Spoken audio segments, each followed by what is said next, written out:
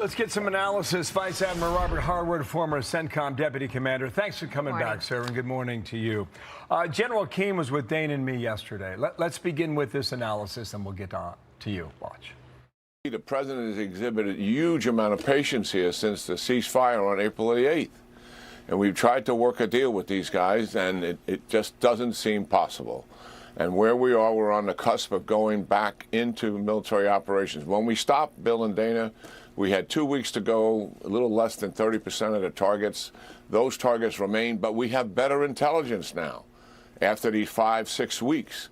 So that target list is expanded. It's considerably more comprehensive. Admiral, I think the general is exactly right about the point he makes. And also, Iran has a vote in this as well. They've reconfigured a number of things, I am certain. What do you think the next best move is today? Well, I agree with the general completely, with one caveat. Patience may be a little short of the real objective here. The president has time on his hands. He controls the narrative, he controls the strike capabilities, and he knows that the policy he set with the blockade has had short-term and long-term effects on the regime and the people of Iran. So he's been very astute in leveraging that time.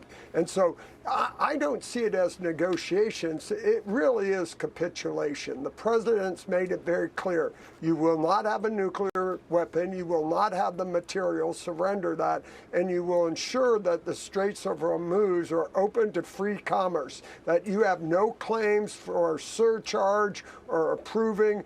Those two things are irreversibly, and the president knows he's in the position to demand those. So I think in that sense, he controls the narrative and when he would strike. I'd also say that patience and the request from Saudi, Qatar, UAE may be more also religious at the moment. You're in the middle of Hajj. You have millions of Muslims in Saudi doing their annual Hajj at the end of this month, and that includes 30,000 Iranians. And so that plays into the calculus. Do you want to strike during Hajj, which is a very sacred Muslim month in activity, followed by Eid al-Adha? So both of those things are the time equation, and that's what the president controls most. So he can take his time, let the blockade and the economic sanctions continue to erode the economy of Iran, erode the power of the regime, enhance the hatred that all the Iranians in Iran have for the regime. So all those things work in his favor, and he can strike whenever he wants to. Okay, but that said, this from a U.S. senior official reported in Axios, it's time for the Iranians to throw a bit of candy out.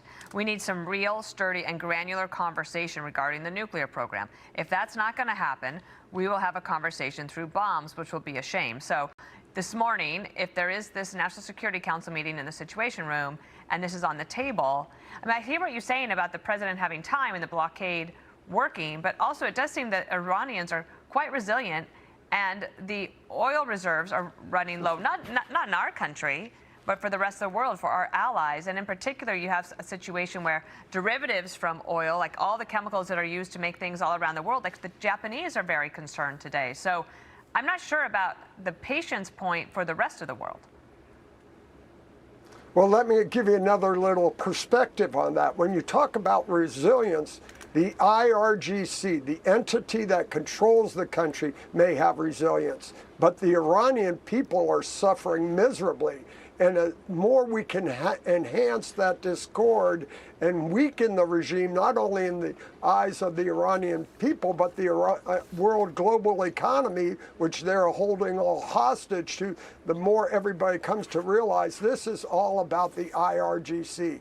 At the end of the day, we're going to have to need a government in Iran that not only hands over the nuclear material, stops threatening the Straits of Hormuz, but quits exporting the Islamic Revolution throughout the region, causing the collapse of Lebanon, Gaza, Yemen, Syria, and as well as stop their ballistic missile programs. So at the end of the day, the real center of gravity is the IRGC, the entity, the part of the U.S., the government in Iran that controls everything. It's trying to move big pieces here. I agree with you. The blockade's working, no doubt.